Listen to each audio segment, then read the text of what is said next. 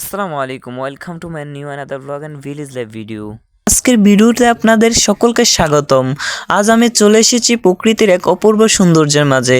সামনে একটি সুন্দর ব্রিজ, আর চারপাশে যতটুকু চোখ জোড়াচ্ছে পানি থই থই করছে। শান্ত জলের বুকে ভেসে বেড়াচ্ছে রূপালি হাজারো মাছ। ছোট ছোট ডিঙ্গি নৌকা করে কৃষকরা নিয়মিত মাছকে খাবার দিচ্ছেন, যা দেখতে সত্যি দারুণ একটি দৃশ্য। প্রকৃতির এই শান্ত পরিবেশে জলের ঢেউ আর মানুষের পরিশ্রম সবকিছু মিলিয়েই এক অনন্য অনুভূতি তৈরি করছে। এই সুন্দর মুহূর্তগুলো আমি শুধু নিজেই উপভোগ করছি না, আপনাদের সঙ্গেও ভাগ করে নিতে ভিডিওটি ধারণ করছি।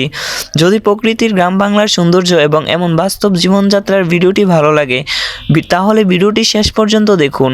ভালো লাগলে অবশ্যই একটি লাইক, একটি কমেন্ট, শেয়ার করে আপনাদের মতামত প্রকাশ করবেন। আজকে একটি গুরুত্বপূর্ণ টপিক নিয়ে আলোচনা করতে যাচ্ছি। কখনো কখনো আমাদের মনে প্রশ্ন জাগে, সৃষ্টিকর্তা আছেন কি নেই, কিন্তু প্রকৃতির দিকে গভীরভাবে তাকালেই অসংখ্য নিদর্শন চোখে পড়ে।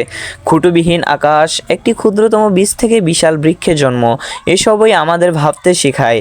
যখন এসব নিয়ে আন্তরিকভাবে চিন্তা করি তখনই আল্লাহর অশেষ নিয়ামত উপলব্ধি করা সহজ হয় এবং ঈমান আরও দৃঢ় হতে পারে। আল্লাহ তাআলা মানুষকে সৃষ্টি করেছেন তার ইবাদতের জন্যে। তবু কেউ ইবাদত করুক বা না করুক, তিনি সকলের জন্য রিজিকের ব্যবস্থা করেন। তিনি মানুষকে বরাবর তার দিকে ফিরে আসার সুযোগ করে দেন। তাই জীবনে প্রতিটি দিন আমাদের জন্য তাওবা সংশোধন এবং আল্লাহর সৃষ্টির সন্তুষ্টি অর্জনের একটি নতুন সুযোগ। যে ব্যক্তি আন্তরিকভাবে আল্লাহর পথে ফিরে আসে, আল্লাহ তাআলা তার প্রতি অশেষ দয়া প্রদর্শন করেন।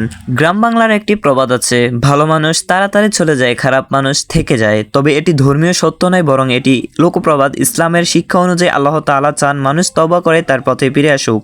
তাই তিনি মানুষকে বরাবর সুযোগ দেন। প্রতিটি নতুন দিন আমাদের জন্য তাওবা, আত্মশুদ্ধি এবং আল্লাহর নৈকট্য লাভের অর্জনের একটি নতুন সুযোগ। অবশ্যই আজকের ভিডিও এতটুকুই। ভালো লাগলে অবশ্যই চ্যানেলটিকে সাবস্ক্রাইব করবেন।